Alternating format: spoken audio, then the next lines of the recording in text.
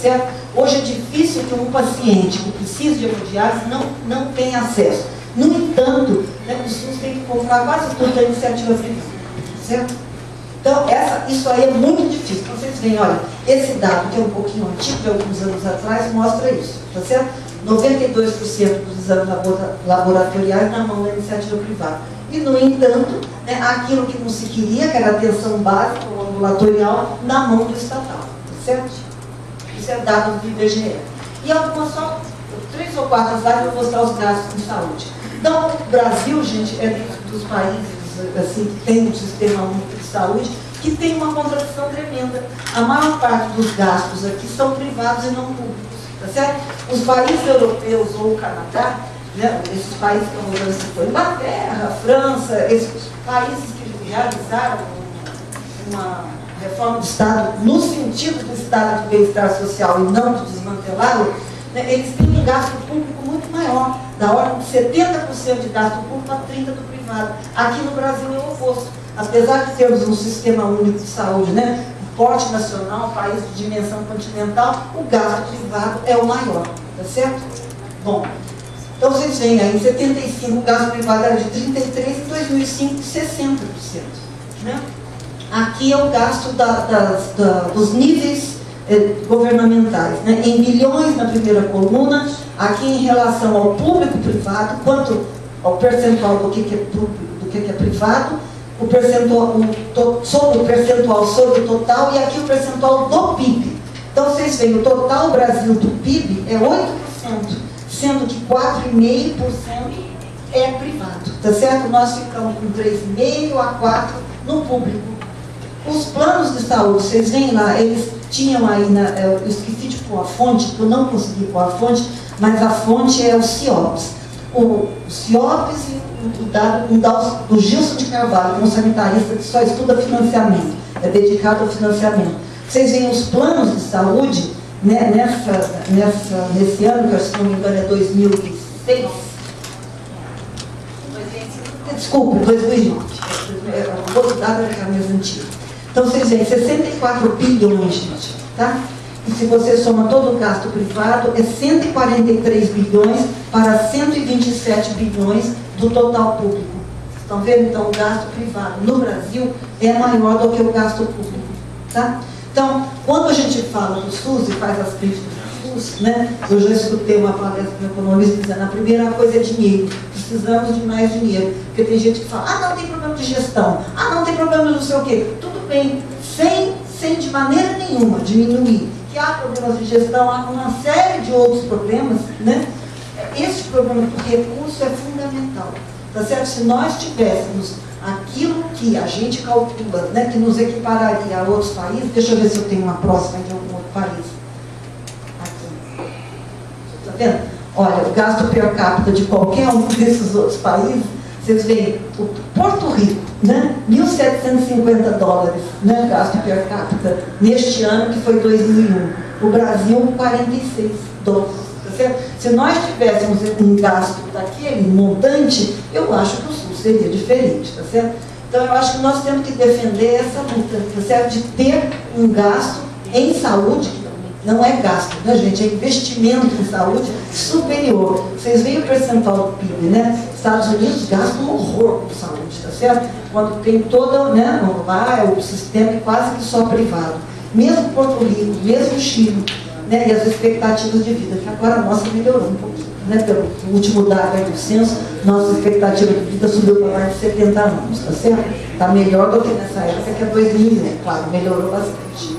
Mas vocês veem que como, né, nós ficamos arrastando uma situação no SUS, na verdade é falta ainda de recursos. Então, os problemas, né, o SUS que dá certo, eu acho que ele precisa disso, que a gente continue lutando pela implementação dos princípios diretrizes, que o modelo de atenção possa, sim, ser feito sem ingerência da questão do complexo médico industrial, sem o parasitismo dos planos de saúde, e dos parasitas, né? Quando o caso encaca, né, se transfere o paciente para o SUS. Né? No INCOR, uma vez, a gente viu uma entrevista do administrador do INCOR uns anos atrás, ele dizendo isso. O paciente entra pelo plano, começa a dar problema, começa a fazer muita ressonância, muitos procedimentos caros, o o auditor do plano vai lá, glosa, o paciente desliza para o SUS, tá certo? Ele fica sendo atendido da mesma maneira dentro do plano, aí é o SUS que paga a despesa. Então, este parasitismo que a gente encontra, né, do plano de saúde em relação ao SUS.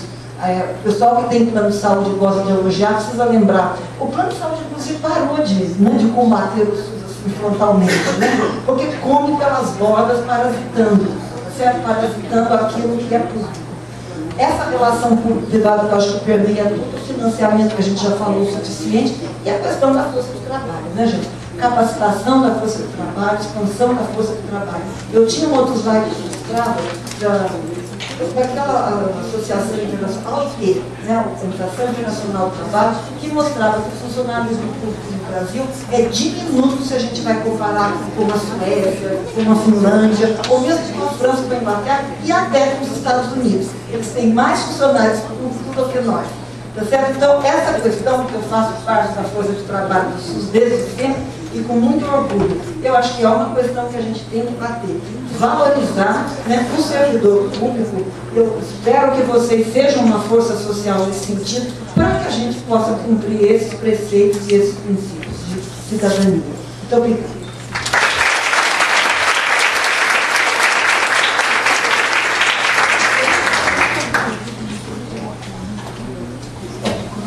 Agradecemos então a participação inicial da professora Virgínia e convidamos o professor Lucas Ramalho, que é coordenador-geral das Relações Estudantis, do NEC-SISU, que dentre os programas coordena o programa do PNAS, que, se não me engano, lá no PNAS também o programa se refere à assistência à saúde do estudante.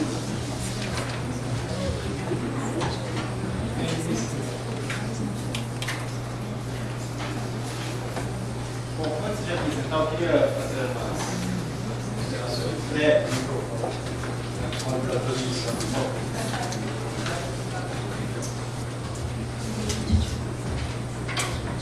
Bom dia a todos e a todas.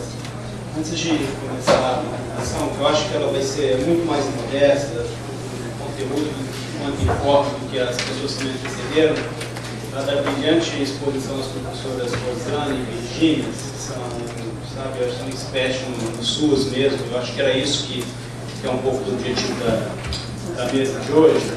Mas eu vou procurar fazer alguns comentários daquilo que pode fazer interface com relação à política de assistência estudantil dentro desse contexto do SUS, antes de começar uma apresentação mais ampla, né?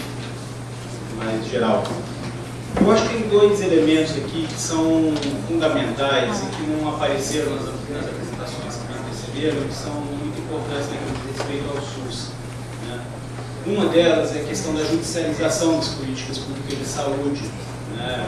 Hoje em dia, boa parte dos recursos do SUS eles vão também para pessoas, geralmente as pessoas que têm acesso à justiça, que têm acesso a alguns advogados, que conseguem por meio de liminares boa parcela dos recursos para financiamento de tratamentos particulares que vão, como em boa parte dos recursos do programa, né? Essa é uma outra questão que enfim, que é um dos pontos do sistema único. A outra que eu acho que é mais importante do que essa primeira, que tem mais a ver com a inovação das universidades, eu acho que a participação das universidades, e aí eu estou falando das corredorias comunitárias também, nas câmaras bipartides tanto no Estado quanto nos municípios, né? Considerando que a maior parte das universidades federais estão nas capitais, né? Certamente elas teriam acesso à participação nessas câmaras, e aí muito mais do que uma questão de atendimento preferencial dos alunos e da comunidade acadêmica dentro do SUS, eu acho que não se trata disso mesmo, isso feriria um princípio do sistema único, não é isso que a gente está falando. Mas poderia se pensar numa participação mais ativa dentro das coreitorias e da comunidade acadêmica como todo, dentro das câmaras bipartidas, que são exatamente o que faz o controle social, que ajuda a pensar e definir a demanda pelo atendimento à saúde, seja no Estado, seja no município, e que define também a questão do financiamento, do aporte. Eu acho que deveria se pensar alguma coisa nesse sentido, né? E aí, aproveitando um pouco da fala do professor Laranjeiras, eu acho que ele foi muito feliz quando ele fala da questão da busca ativa dos estudantes. Aliás, isso é uma metodologia da assistência social, que já vem sendo implementada pelo Ministério do Desenvolvimento Social, né, a busca ativa dos beneficiários pelas políticas públicas de assistência social. Eu acho que as pró-reitorias também, elas poderiam se profissionalizar nesse sentido e aproveitar aí, fazer um cruzamento de dados, seja da frequência escolar, do desempenho acadêmico, para pensar possíveis públicos para esse atendimento da assistência como um todo. Nem vamos falar da saúde, porque aí, se a gente dá uma busca ativa desse alunado, necessitaria de uma assistência mais próxima mesmo, ela passaria não só a questão da saúde, mas outras questões também, como foi dito anteriormente para as pessoas que antecederam aqui, né? E um pouco dessa dualidade, né, vamos colocar assim, entre a profissionalização de um lado, atendimento à saúde, e do outro, a democratização da gestão dos recursos, de assistência, seja da assistência à saúde, seja da assistência estudantil como todo, é que eu acho que estão aí como desafio colocado aí para o conjunto das universidades, para os projetos comunitários, aí, pensar aí como que a gente faria isso. Eu acho que, enfim, um pouco desses breves comentários para apenas suscitar o debate, né? Eu preparei uma apresentação aqui.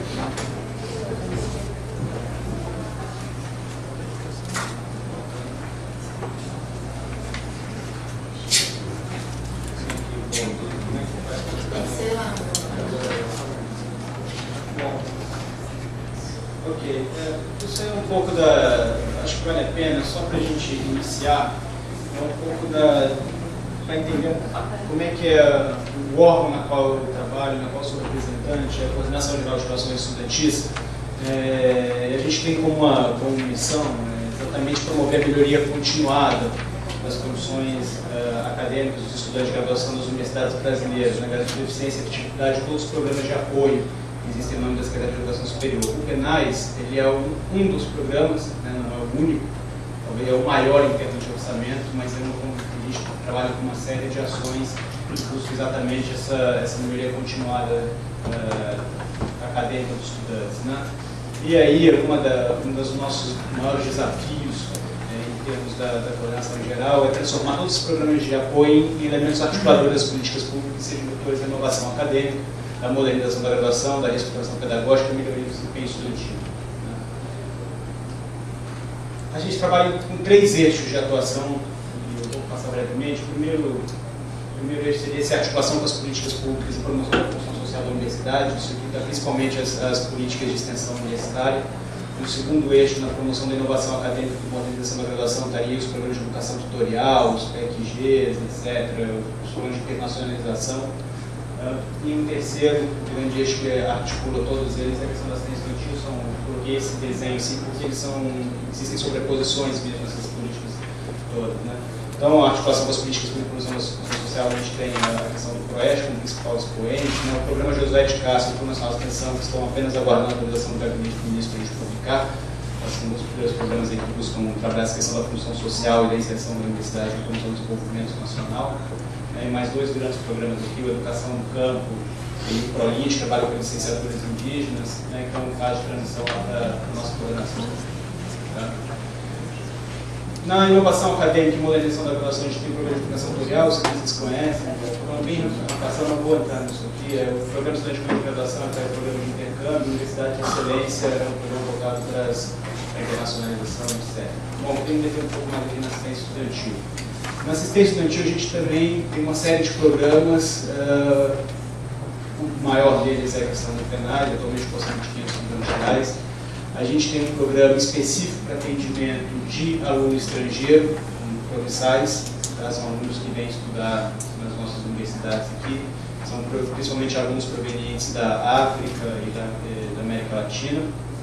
Temos um programa que é o CUIR, que é voltado para alunos com deficiência, né? E um programa Universidade e Esporte, que está em fase de elaboração.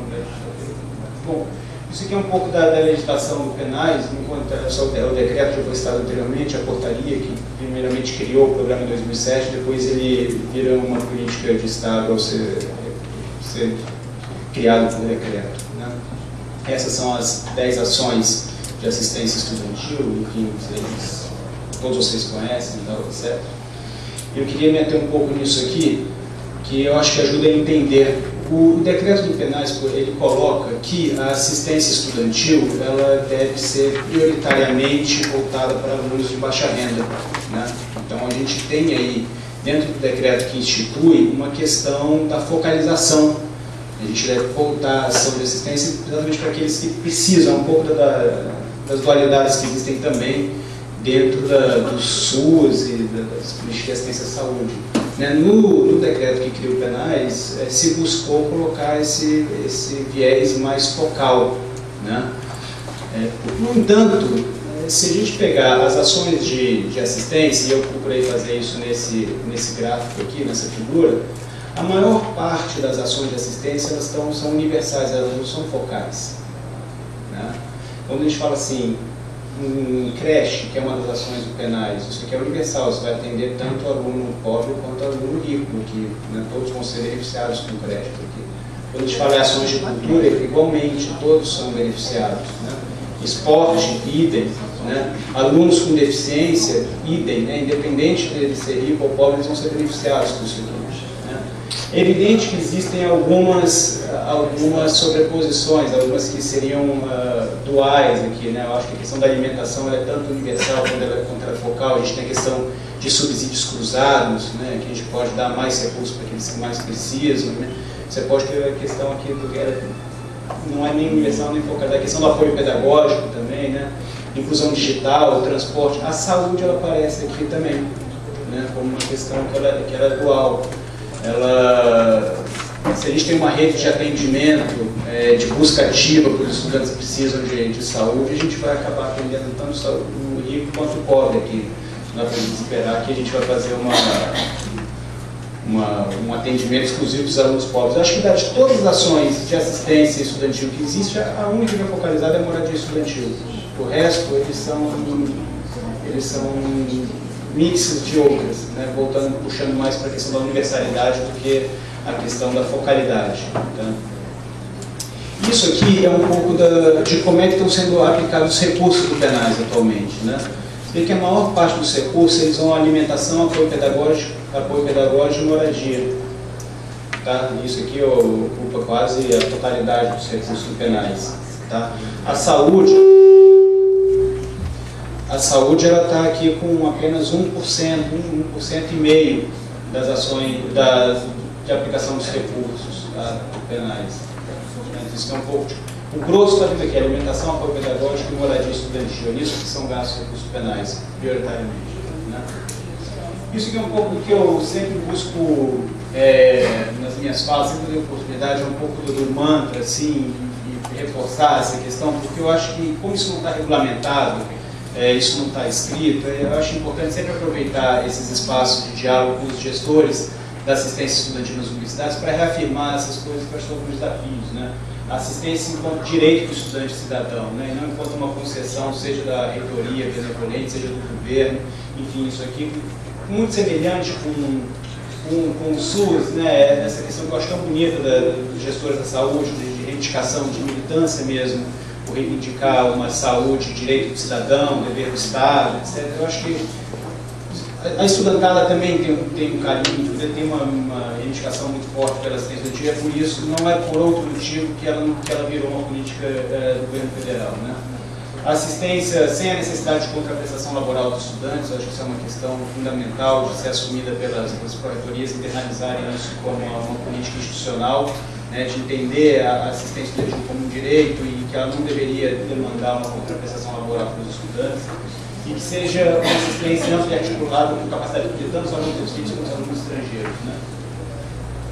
E alguns desafios estão colocados para a gente, e aí eu falo a gente no plural porque eu considero vocês, enquanto gestores das políticas de assistência estudantil nas universidades, também como parceiros desse processo de ofertar uma política pública mais ampla e articulada, né? A capacidade de a gente possibilitar o atendimento da graduação semipresencial e principalmente a questão dos indígenas e dos quilombolas e da educação do campo, que precisaria alterar o artigo do decreto, o artigo 3º do decreto, né, que limita a questão do atendimento da graduação presencial apenas pelos recursos penais, né, e aí muitas vezes a gente se vê numa situação de possibilidade de atender indígenas, quilombolas, de educação de campo nos recursos penais. Outra coisa que eu acho fundamental é a possibilidade do acúmulo da bolsa de assistência com outras bolsas acadêmicas, que é um debate importantíssimo que a gente precisa travar. Atualmente, os beneficiários com as bolsas de assistência não podem acumular com outras bolsas acadêmicas, que eu acho uma grande crueldade para aqueles alunos que mais precisam do apoio do Estado. Eles se veem alijados do processo de outras bolsas acadêmicas, exemplo de PET, PIBID, etc. Eles não podem acumular. Precisaria inserir algum artigo no decreto que possibilitaria isso, né? Um outro desafio é tornar a assistência aos alunos brasileiros equiparável à assistência aos alunos estrangeiros que estudam no Brasil, né? Isso aí demandaria ou aumento do valor das bolsas brasileiras ou congelar o benefício dos estrangeiros. Atualmente o marco obrigatório dos alunos estrangeiros ao salário mínimo, é 620 e poucos reais atualmente, né? Os alunos brasileiros são 360, então a tradição precisa ser revista, né? E uma criação de uma instância gestora paritária do penais das universidades que remonta aquela questão da democratização na gestão dos recursos, que eu havia falado anteriormente, também muito semelhante à questão do princípio encontrado no SUS, né, na gestão democrática dos recursos. Eu acho que passaria por aí. Isso aqui são algumas demandas que são colocadas pelo conjunto de estudantes. Eu tive a oportunidade de participar do congresso da UNE, foi no meio do ano passado, e são algumas demandas que estão colocadas lá entre as diversas tendências, diversas forças que estão lá em debate, disputando aí os rumos. Existem reivindicações de alocar 2% do orçamento do MEC para assistência, o que daria um recurso na ordem de 1,3 bilhões, considerando os recursos do MEC de um pouco mais de 70 milhões, 2% da arrecadação das universidades privadas para o fundo do MEC, a proposta de dar 15% do orçamento das IFES, e aí mexendo no orçamento de vocês em assistência. E aí, considerando a matrícula, você daria aí mais uma questão dos 300 milhões aí de aporte extras nos recursos penais, né? Esse gráfico aqui, ele mostra um pouco de como é que está sendo a evolução da política de assistência. Óbvio que tem muito que se fazer ainda, mas em 2008 começou uma política federal de apoio à assistência estudantil. Até aqui, isso aqui era muito exclusivamente com recursos próprios das universidades, né? Aqui foi dividido os recursos que foram alocados em assistência pelo número de estudantes matriculados naqueles respectivos anos. Então a gente sai de 2005 com R$ 62,00 per capita ano, tá, no estudante, e chega até hoje, a gente está com R$ 536,00 hoje de per capita ano, né, para cada estudante. Eu estou fazendo per capita geral, a gente não está fazendo aqui um recorte de renda, né, pegando só a parcela do alunado mais pobre, né, pegando aqui os 1 milhão de estudantes hoje que a gente tem nas universidades federais, né. Então a gente sai em pouco mais de 7 anos, de 62 para R$ 536,00. Tá? Bom, isso aqui é muito mais caro manter uma vaga ociosa do que investir em assistência, né? Considerando o orçamento das universidades em R$ 2 bilhões, que são dados brutos, tá? Considerando apenas o orçamento de custeio e capital, tá? A quantidade de matrículas nas universidades federais, considerando 1 milhão de matrículas hoje nas universidades federais, a gente tem um custo de matrícula por ano, considerando apenas o OCC, mais ou menos R$ 2.000, né? Considerando apenas o OCC, não estou nem contando salário de professor, contando os custos indiretos que estão embutidos aí, os custos de oportunidade para o desenvolvimento do país, etc. O custo de assistência R$ 536,00. Acho que esse debate tem que ser enfrentado. Bom, e aí para finalizar, a questão da localização das universidades, e considerando os programas de apoio, da CESU, etc., como elementos articuladores de políticas públicas, né, indutores da inovação acadêmica, da modernização da graduação, da estruturação pedagógica, da melhoria do desempenho estudantil. Esse é um pouco o desafio que está colocado para a gente aí, como é que todas essas ações estão se traduzindo nisso aqui, né? A melhoria do desempenho, a estruturação pedagógica, etc. Era isso que eu vou falar.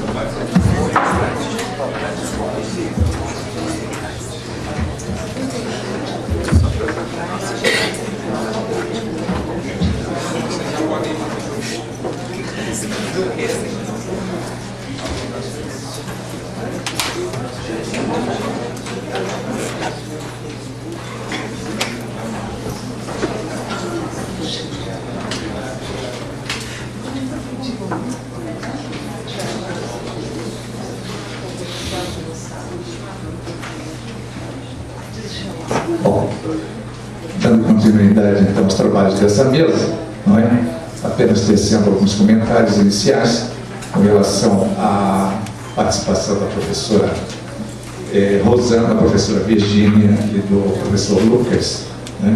A professora Rosana, ela teceu comentários com relação à origem do sistema de saúde, toda a sua história, né?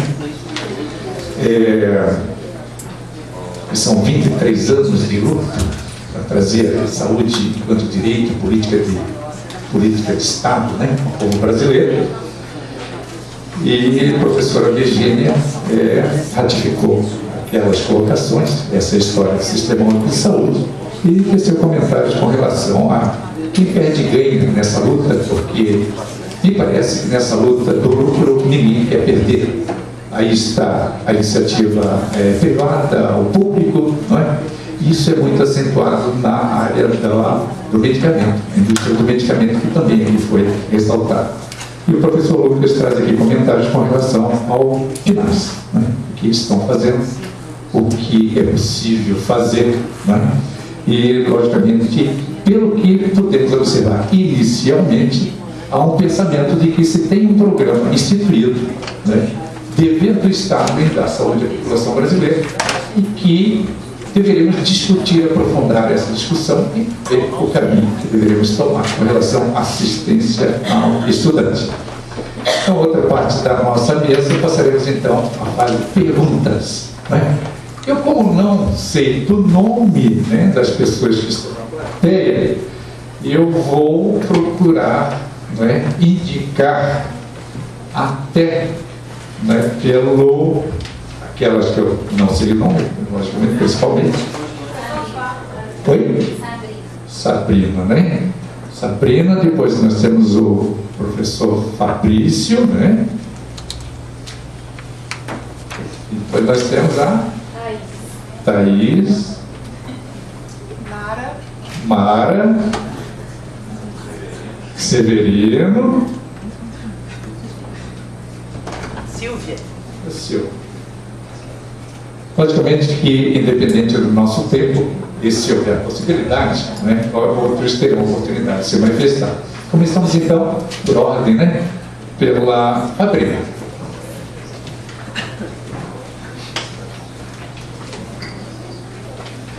Bom, então eu sou Sabrina, da Universidade Federal do Triângulo Mineiro. Lá nós trabalhamos no núcleo de assistência estudantil.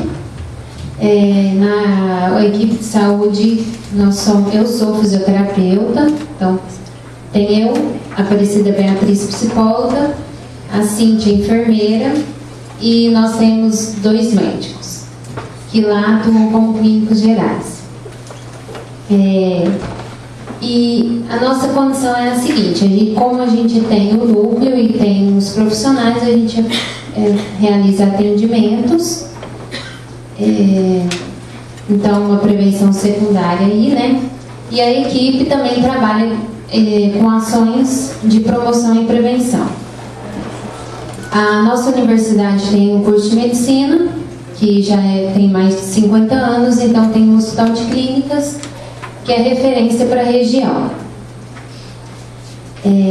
Portanto, lotado, né? Sempre. E ele é de alta complexidade também, como deve ser, né? Então, eu concordo particularmente bastante com a fala da professora Rosana de que na assistência estudantil o nosso trabalho deveria ser de promoção e prevenção à saúde. Só que nós somos cobrados, né? Nós temos uma demanda que é de alunos doentes, né? E que procuram um atendimento médico e principalmente o pronto atendimento. Então lá a gente é cobrado, o serviço médico ele está dando conta, né, do pessoal da saúde, ele está até agora dando conta da demanda. Mas a gente tem esse problema do pronto atendimento. Então, saúde é um direito, né? Então, a professora Rosana falou da questão técnica, né, e da questão do direito, né? Então, a saúde é um direito, mas tecnicamente, e talvez o pronto atendimento seja um direito, né? Mas tecnicamente nós não temos condições de fazer esse pronto atendimento. O nosso núcleo, ele é uma casa bem pequena, né? Então, conforme nós já discutimos, se eu falar que tem pronto atendimento lá, eu teria que ter toda uma estrutura para isso, o que é impossível. O nosso hospital, que é citado muitas vezes por esses alunos que procuram o pronto atendimento, ele é de alta complexidade e ele atende uma macro-região. Então, ele não vai atender o aluno, né, que chega diretamente lá. Esse aluno, ele tem que seguir todo o fluxo do SUS. A unidade básica de saúde mais próxima da nossa universidade, ela é a mais ou menos uns 3 quilômetros. Então, o que acontece? O aluno chega lá no NAI querendo pronto atendimento. Aí, a orientação é, não temos pronto atendimento. Você tem que procurar a unidade básica de saúde mais próxima, que é no bairro Abadia, a mais ou menos 3 quilômetros. Mas como eu vou para lá? Eu estou passando mal. A universidade não tem ambulância, não oferece ambulância para levar esse aluno, né? Então, qual seria a nossa solução? Vamos chamar o SAMU. O SAMU não vai buscar um aluno com diarreia ou com uma gastroenterite, lógico, né? Porque tem um monte de outras coisas e talvez tenha uma força de trabalho pequena para isso. Então, como eu vou? Não sei, né? Não sei como que você vai chegar lá. Eu, enquanto servidora, eu não posso colocar ele no meu carro e levar, né? Então, não sei como ele vai chegar na unidade básica de saúde. Ir direto para o hospital ele não pode. Se ele tem um infarto e eu chamo o SAMU, se o SAMU for, nesse caso, talvez ele consiga, né, entrar no hospital, porque é um caso mais grave. Mas dessa outra forma não. Então a gente vivencia isso lá muito, inclusive no atendimento noturno, que a gente tem licenciaturas à noite. Então o aluno passa mal, acontece esse mesmo problema. Uma coisa que, em relação ao atendimento noturno, que eles estão querendo que a gente faça lá, é uma triagem. O aluno passa mal no atendimento noturno, no turno, né, da noite, no noturno, nas aulas, né, à noite. Eles querem que a gente faça uma triagem para saber se esse aluno, se a gente chama o SAMU, ou se esse aluno pode ficar lá na sala aguardando um pouquinho para ele melhorar. Então, eles querem que a gente defina o que fazer com esse aluno antes de chamar qualquer serviço de pronto atendimento. Porque a orientação que nós demos inicialmente é que deve ser solicitado o SAMU. Mas eles falam, a gente chama o SAMU e o SAMU não vem. Então, como que nós vamos fazer com esse aluno? Então, já teve episódios de convulsão, de infarto, e aí as gastroenterites, né, lá. Então, nós não temos a solução. A única não está funcionando. E aí, uma outra coisa que a gente sofre...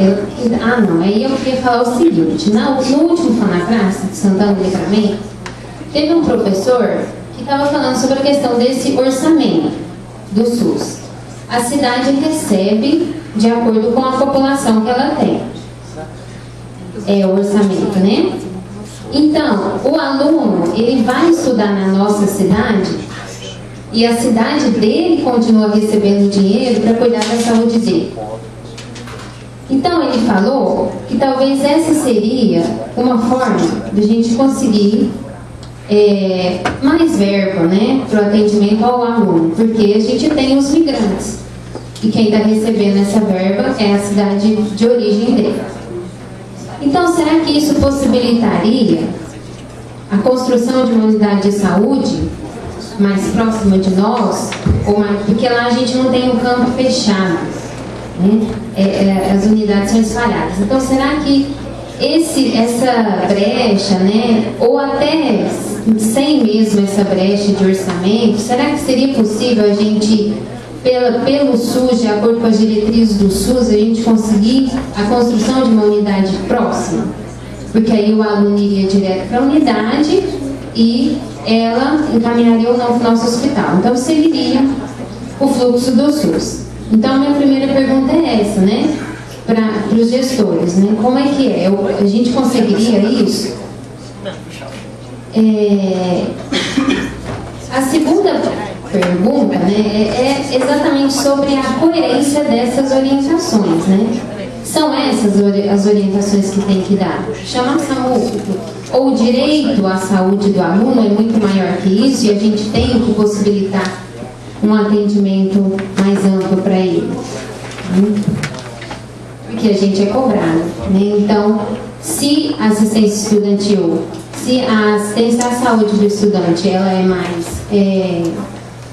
na promoção, ela deveria talvez estar especificado isso no plano de assistência estudantil. E aí eu queria, é isso que eu queria falar sobre a questão da saúde, perguntar, e eu queria só uma brecha, eu queria só conversar sobre incluir rapidinho, porque a gente recebeu 113 mil em 2010 e até hoje não chegou. Então, se o programa passou para vocês, como é que estamos aí para chegar essa verba? Obrigada, gente. Ok, muito obrigado, Fabriana. E considerando o nosso tempo que está, né, se adiantando bastante, e orientação da própria coordenação, nós vamos aglomerar a cada três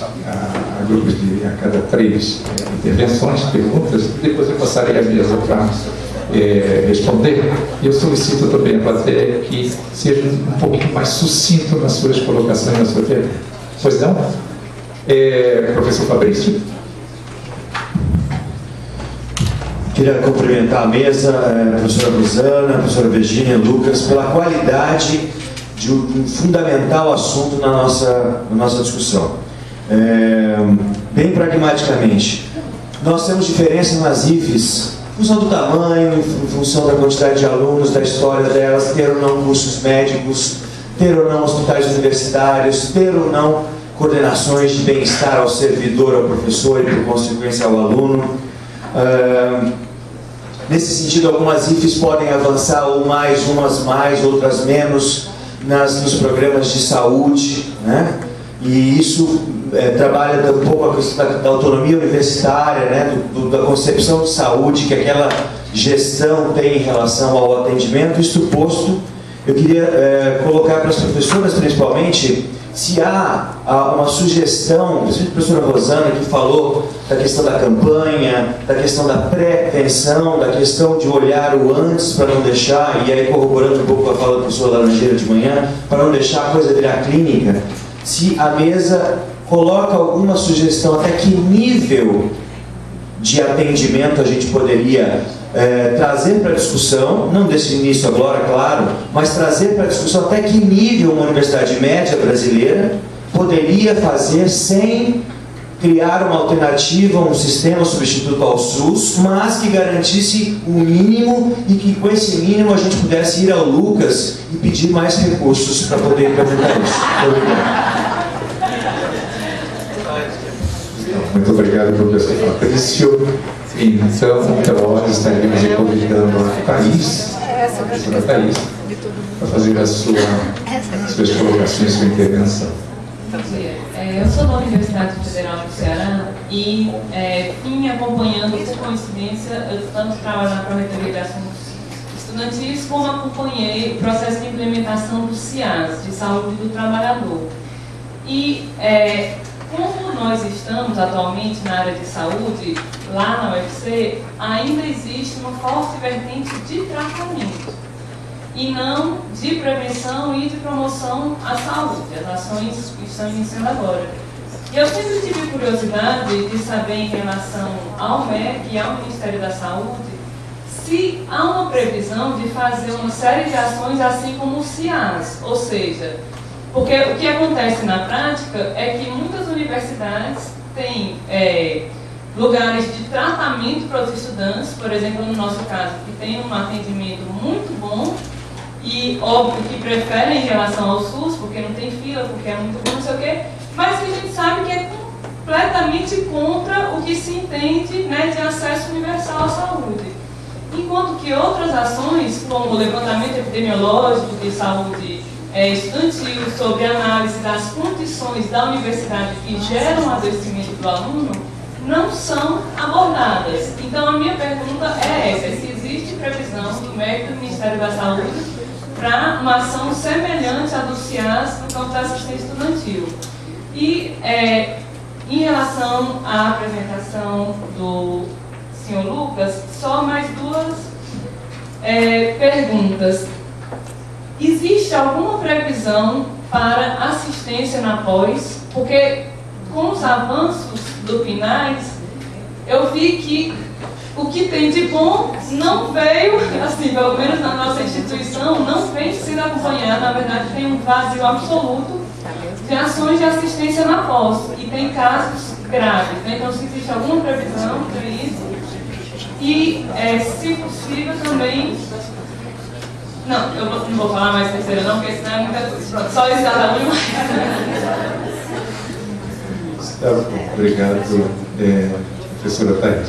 Então, eu passo a mesa.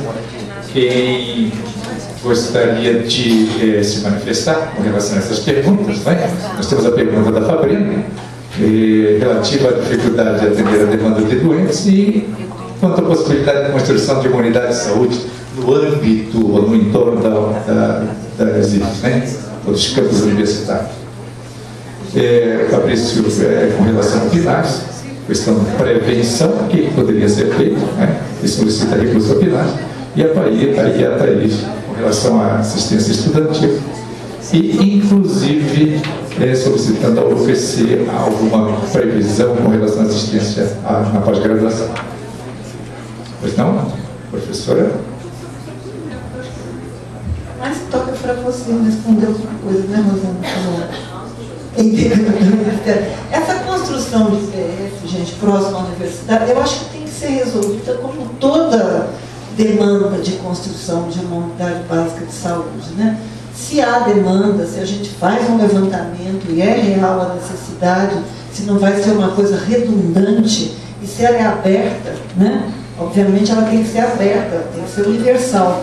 Pode ser que ela atenda 90% estudante, mas que ela seja aberta, né? Que se houver algum outro morador da região, mesmo trabalhador, né, que queira ser possível, ser atendido, seja atendido. Eu acho que não dá para responder sem conhecer a realidade local, mas é o pessoal que está lá vivendo a realidade local que pode reunir os elementos que justifiquem a construção de uma unidade básica de saúde, fazendo aquilo que uma unidade básica de saúde deve fazer. Então, tem coisas que a unidade básica de saúde pode fazer, né, que eu acredito que não é tão semelhante, porque, veja, eu pego lá no campus da Baixada, dentro do campus, o que você pode fazer com o aluno? Você pode dar o primeiro acolhimento para aquilo que está acontecendo a ele e depois, né, transferi-lo para algum lugar se o problema dele requerer isso. Tá certo? Isso é verdade para qualquer situação. Né? Eu acho que não há, da parte de vocês, né, a intenção de resolver problemas de tratamento no interior, né, das instalações da universidade, da mesma maneira que não há possibilidade de resolver certos problemas de saúde dentro de um nível básico de atenção. Mas o primeiro acolhimento deve ser dado sempre. Se eu entendi o que a Rosana falou, e eu acho que eu entendi, né, você ter lá dentro, eu estava até conversando um dia desses com a Isabel, você ter lá dentro, na Baixada, como em qualquer outro campus, Guarulhos, enfim, da Unifesp, ou qualquer outra IFES, você ter alguém que acolhe, que capta, é muito importante, né? Mas que a sequência do tratamento seja no nível de atenção que é requerido pelo problema que o aluno, ou o trabalhador, enfim, ou o servidor apresenta. Certo? Então, eu acho que os elementos são os elementos locais que devem ser recolhidos para que se decida se é justo pedir uma unidade básica de saúde e com qual equipe. A gente sempre pensou isso, né? Quando a gente pede a construção da unidade básica de saúde, eu estava dizendo aqui, Padre Ticão estava aí com o professor Albertoni, lá na Zona Leste de São Paulo, aqui na Zona Leste de São Paulo, a gente sempre fez esse levantamento para ver se havia justificativa da construção de uma nova unidade. Eu acho que não tem diferença. Agora, o SAMU, se ele pode atender, eu acho que também é uma conta que se deve fazer, né? Eu lembro que aqui em São Paulo, numa determinada administração que nós estávamos, nós levamos todo mundo da urgência e emergência para que a gente pudesse ter garantia de assistência. Tá certo? Quem vai dar assistência para quem, onde, quando. Eu acho que esse acordo também precisa ser feito para que ninguém fique desassistido. Por que o SAMU não pode atender ou por que o SAMU deve atender. Eu acho que tem que ser conversado. Tá certo? Agora, a acentuação, a ênfase, né, em que momento do tratamento, em que momento da linha de cuidado, né, que uma universidade pode prover, eu acho que é claro que é na promoção e na prevenção. Tá certo? Eu acho que a gente tem que dar toda força à promoção e prevenção, sem descuidar disso, né, do acolhimento a quem precisa ser tratado e o encaminhamento do nível de atenção adequado.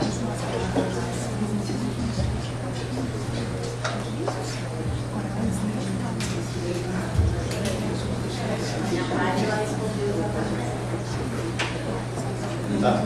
Bom, eu concordo plenamente com o que a professora acabou de falar em relação à construção de unidade de saúde próxima também às universidades, embora eu seja um grande defensor da ideia de considerar as escolas e os centros de educação como núcleos articuladores e definidores da oferta de serviços públicos. Né? Eu gosto muito da ideia de dispensar toda a oferta de saúde, de serviços públicos mesmo, em volta das escolas, de segurança, né? Em volta das escolas, das universidades. Eu acho que eles devem ser centros norteadores do desenvolvimento e de oferta de serviços públicos. Né? Agora, a melhor forma de fazer isso não é com reivindicações corporativistas, não é da participação na gestão mesmo, utilizando os espaços institucionais que já existem para isso, né? Como as câmaras tripartite que eu falei anteriormente, né? E aí na disputa de orçamento dentro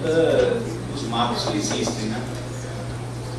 Bom, a pergunta da Sabrina específica em relação ao serviço do Incluir, a gente mudou a forma de operacionalização do Incluir. A gente deixou de fazer, para quem sabe, aquela política para atendimento de deficientes, né? Ele foi criado em 2003, até ano passado ele foi executado por meio de editais, né, concorrenciais, chamadas públicas. Concorrenciais significava que algumas universidades eram atendidas e outras não. No nosso entendimento, a assistência à deficiente ela deve ser universal e não concorrencial.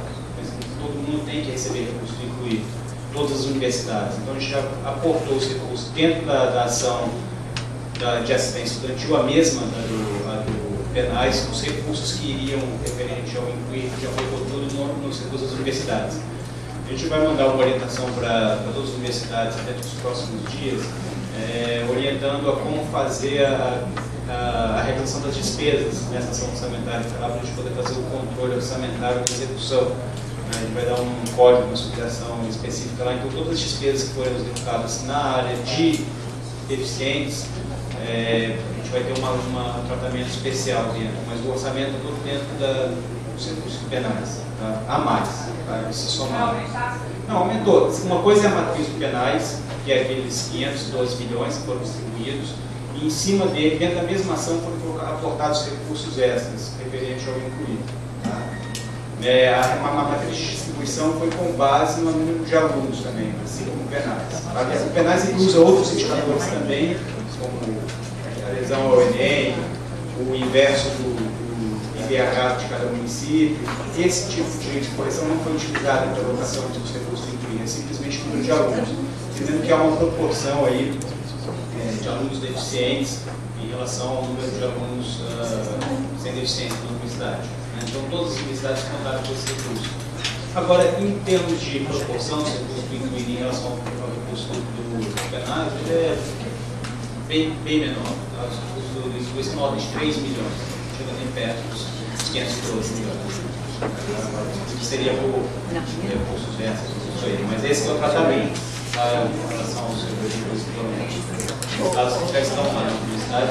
A gente vai fazer uma orientação aos servidores e às proreitorias de planejamento, como vai dar o tratamento desses servidores que estão lá.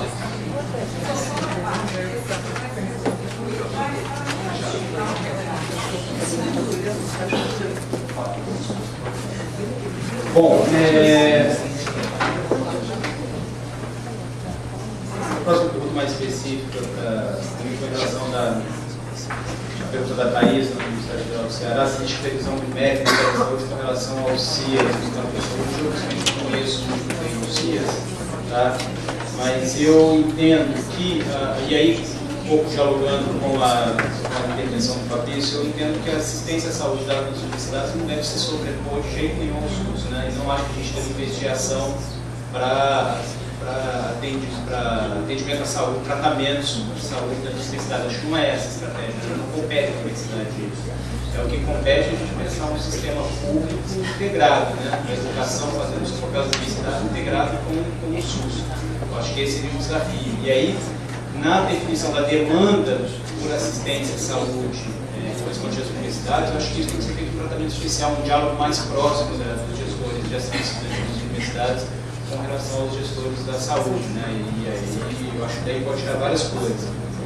Agora, é possível pensar, e aí eu sou favorável à arranjo dessa natureza, em pensar em práticas de ensino e extensão mais inovadoras, né, considerando aí a contribuição dos cursos de saúde para atendimento do seu público interno, mas aí uma questão voltada a ensino e extensão, uma coisa mais voltada à aprendizagem, né?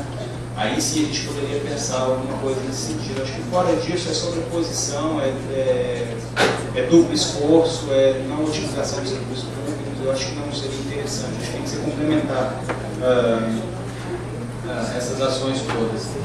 Com relação com relação a se existe previsão de assistência na pós-graduação, isso é uma reivindicação aí que já vem, ela é recorrente, ela vem aparecendo em alguns fóruns e outros. Eu particularmente acho que a gente tem muito que avançar ainda na graduação, antes da gente começar a distribuir recursos com a pós-graduação. Tá? Mas isso é uma opinião pessoal, eu estou sujeito a ser convencido do contrário. Mas eu acho que tem tantas carências, tantos gargalos ainda na graduação a serem superados, que eu acho que seria dispersar no momento. Acho que não é o momento de a gente pensar agora numa política específica para pós-graduação. A gente tem que continuar fortalecendo a graduação e depois pensar no outro passo. Mas isso é uma opinião pessoal e estamos sujeitos aí a ser convencido do contrário. Eu vou complementar um pouquinho que a professora achou que a gente não concluiu a resposta para o Fabrício, né? Então, assim, eu acho que reforçando, né, uma universidade, a presença de uma universidade, de um campus, um número grande de alunos num determinado local, o impacto ele é variável na dependência dos equipamentos e do porte até desse município, desse local já existente. Então, se a gente imagina, né, a quantidade de pessoas, né, que está em Guarulhos ou está na Baixada Santista, tem um determinado impacto. Quando você pensa na cidade de São Paulo, né, e eu penso no campus São Paulo, a impressão que a gente tem que não faz tanta diferença esse grupo de pessoas que está aqui, porque a cidade é muito grande, ela não está distribuída. Então, assim, o impacto dessa presença dessas pessoas aqui não é tão grande nesse sentido. Agora, certamente é uma vivência muito grande nesse espaço. O que tem se discutido bastante na organização dos serviços de saúde, por isso que eu acho que tem que remeter essa discussão ao local, ao Conselho de Saúde do município, ao secretário, no planejamento, é que o foco da população a ser atendida, ele tem sido ampliado e todos admitem que você tem que pensar na ideia do mora, trabalha ou estuda, né? Quer dizer, a gente não pensa na hora de organizar o serviço apenas em quem mora. Isso seria uma visão um pouco restrita, embora do ponto de vista até de recurso e na organização, prioritariamente você pensa quantas pessoas moram aqui, evidentemente que a existência de uma estrutura que atrai, né, pessoas para aquele determinado local, certamente implica num pensamento, numa mudança e no planejamento de saúde daquele local, né? Então, se vai ter uma unidade ou não, vai depender um pouco desse planejamento que tem que ter um diálogo, tem que ter uma negociação, uma conversa com esses gestores, né? Então, esse é o primeiro ponto. O segundo, a questão do nível, assim, eu acho que fundamentalmente a gente tem que pensar nessa questão da identificação das pessoas, das vulnerabilidades. Então, essa ideia que a Virginia estava colocando, né, nós estamos vivendo isso na Unifesp recentemente, porque até pouco tempo, 5, 6 anos atrás, nós tínhamos um campus com um hospital. Então, essa questão, ela acaba sendo mais ou menos, isso ocorre muito quando tem o hospital universitário, tem o serviço de saúde, acaba tendo uma facilidade que é inevitável. Quer dizer, o aluno está jogando bola na Atlética, se machuca, atravessa a rua, encontra o R3, R4, amigo dele, que também já... Então, isso acaba acontecendo de um jeito meio natural. E a gente não cria muito, ou não reflete, né? Quer dizer, o fato de você ter essa facilidade, talvez não tenha proporcionado, né, a necessidade de uma reflexão e definir os níveis, né? Que é o que você está perguntando.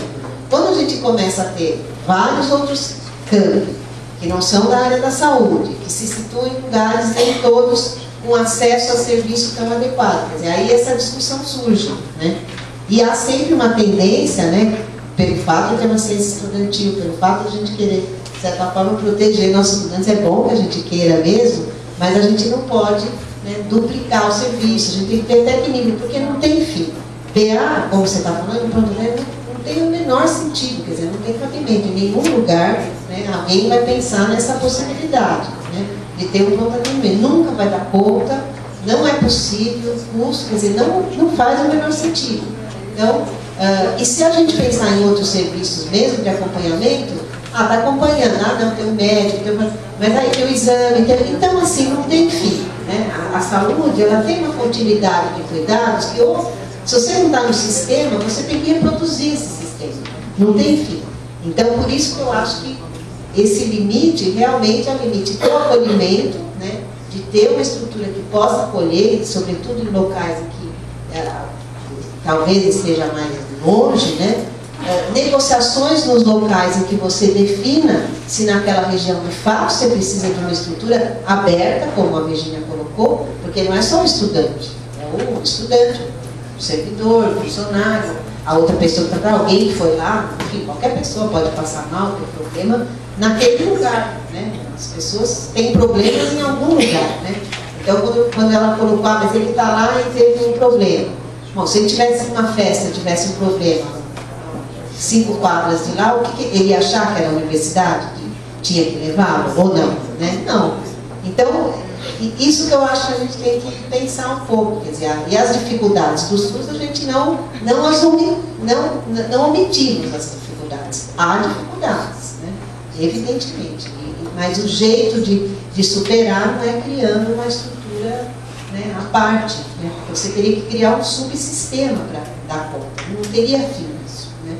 Então, eu não sei se, acho que é uma discussão, eu confesso que é nova para mim, porque embora eu discuta muito o SUS e esteja há mais de quase 40 anos aqui na Vila Clementino, desde como estudante até agora, para a gente era mais ou menos natural você ter qualquer problema e procurar alguém dentro do hospital, quer dizer, teve muito tempo, uma informalidade muito grande e uma facilidade muito grande. Agora a gente tem que pensar diferente isso, né? Então, é um pouco essa a ideia que eu tenho, né? E que isso tem que ser pactuado com os gestores. E não dá para a gente imaginar, né? Se houver necessidade mesmo de um serviço próximo, o lugar exige, há um conglomerado muito grande de pessoas que justifica essa existência, ela não deverá ser uma estrutura fechada. Então, um pouco essa ideia. Não sei se respondi também por Fabrício. Muito obrigado, senhor. Nós hoje já temos na estrutura do Sistema Único de Saúde, logicamente a nível municipal, né, as famosas UPAs, Unidades de Pronto Atendimento. Conforme foi colocado pela professora, ela pode ser localizada no ambiente próximo do campus de uma universidade. Isso é um trabalho que deve ser feito com o gestor municipal, maior autoridade que tem lá no momento. Bom, nosso tempo está passando. Nós temos ainda aqui a professora Mara, o Severino, o Silvio e o outro senhor lá que pediu para falar. E eu convido a professora Mara, né, dentro daquele sistema 3 e responder. Okay. Bom dia a todos, meu nome é Nara. Estou errado. Eu sou professora aqui da Unifesp, do campus Baixada Santista, e atualmente acompanho a equipe da PAI, aqui da Unifesp, com a Coordenadoria de Cultura, Esporte e Lazer. Embora o tema da mesa seja muito focado aí no SUS, né, entendo que quando a gente discute finais e tem pontualmente lá em termos de ações a questão do esporte, por isso que a minha pergunta é para você, Lucas. Não sei se é bem uma pergunta ou não, um pouco de desabafo, considerações, enfim. Quando a gente coloca a questão do esporte, de maneira indireta, ele também está ligado à atenção integral ao estudante. Qual que é a realidade hoje? Né? Hoje a gente, quando você fala em destinar a aplicação dos recursos, e aparece uma pequena porcentagem lá no teu slide, na realidade, pelo menos aqui, não é o que a gente vivencia. Né? E eu sou totalmente a favor de como os recursos vêm sendo utilizados, porque, obviamente, alimentação, transporte, dentre outras demandas, né, saem à frente, não tem jeito. Aqui na Unifesp, a gente tem a sorte, vamos dizer assim, de contar para os nossos projetos, com o apoio da FAP. Então, a gente tem desenvolvido editais no campo da cultura, do esporte e do lazer. Atualmente a gente tem aprovado uma verba do próprio Ministério do Esporte para o desenvolvimento de uma pesquisa sobre esporte e lazer no contexto da assistência estudantil. Embora trate-se de uma pesquisa acadêmica, entendo que esse é o primeiro passo para a gente pensar essa temática no âmbito universitário, no âmbito da assistência estudantil. E aí, a minha questão para você falou desse projeto Universidade Esporte, que está em fase de implantação. Queria que você falasse um pouquinho mais em termos de princípios, né? Vou tentar ser breve, porque não dá para contar uma história em 2 minutos. Mas assim, quando a gente fala de esporte, as pessoas, principalmente as atléticas, os estudantes de um modo geral, pensam que a gente vai desenvolver todas as competições do mundo e ou vai focar na questão do esporte recreativo. Embora isso faça parte também, né, do contexto da saúde mais amplo, não é só esse tipo de ação. Na realidade, mais cedo, o professor Laranjeiras falava da ausência de atividade física que contribui para uma série de problemas de saúde dos jovens universitários. Né? Também sei disso porque a minha formação inicial é na área de educação física. Bom, então esse é um ponto, né? Como é que a gente pode pensar no contexto da assistência estudantil o desenvolvimento de fato desse item, dessa ação esporte, que se coloca lá no finais, no contexto da atenção integral à saúde do estudante. Né? Existe previsão, assim, lógico, né, uma pergunta até meio tola, a gente não sabe a resposta, mas assim, não vou dizer previsão de mais recursos, mas assim, dentro dessa proposta aí, desse projeto, o que a gente poderia melhorar nesse sentido? E uma última consideração, né, o Ministério do Esporte, ano passado, lançou um edital de programa segundo tempo universitário, que nós não conseguimos entrar por conta da exigência de infraestrutura. Né? Então, isso também atinge outras universidades.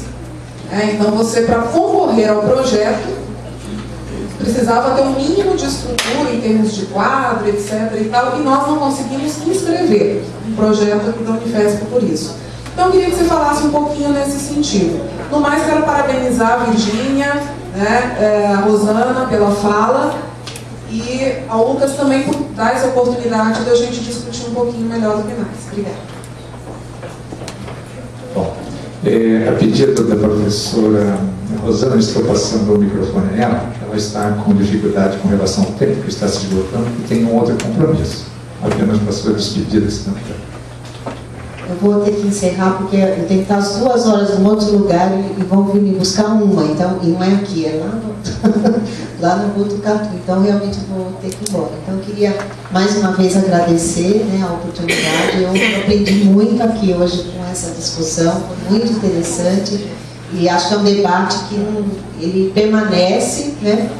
Do mesmo jeito que a gente está aí 20 e tantos anos aí discutindo esse SUS, tentando consolidar, definir seus limites e possibilidades, mas sobretudo garantindo os seus princípios como conquista social e direito social. Eu acho que essa questão aí da saúde ao estudante, né, deve estar em permanente debate, mas de forma a contribuir, né, para essa consolidação e para as demais políticas públicas. Então, agradeço, né, a todos, agradeço mais uma vez a Abel, o Edwin, o João, né, e ao professor pela coordenação. Muito obrigada, peço desculpas, né, que eu não esperava que fosse até esse tempo, mas eu tenho muito compromisso. Até logo.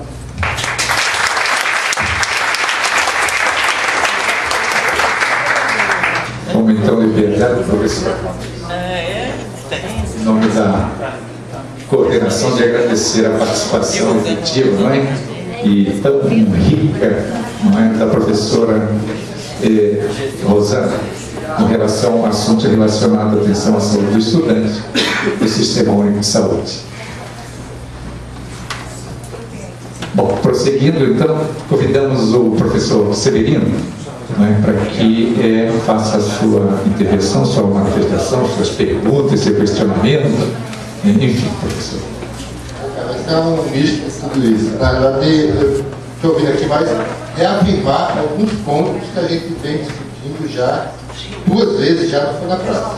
Né? Uma, a questão que a gente tem que ter muito cuidado, a gente está discutindo a política, a gente tem que ter muito cuidado para não estar sendo contaminado com a visão de cidadão que nós, que foi colocada aqui pela professora Rosa muito brilhantemente, que essa contradição que existe hoje na sociedade brasileira em relação à interpretação do SUS.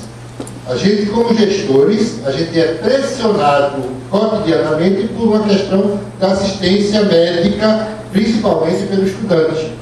A gente tem que ter muito cuidado na hora de encaminhar essa questão para não estar contaminado com a definição política de que o sistema hoje de assistência à saúde, de atenção à saúde para aí, é o SUS.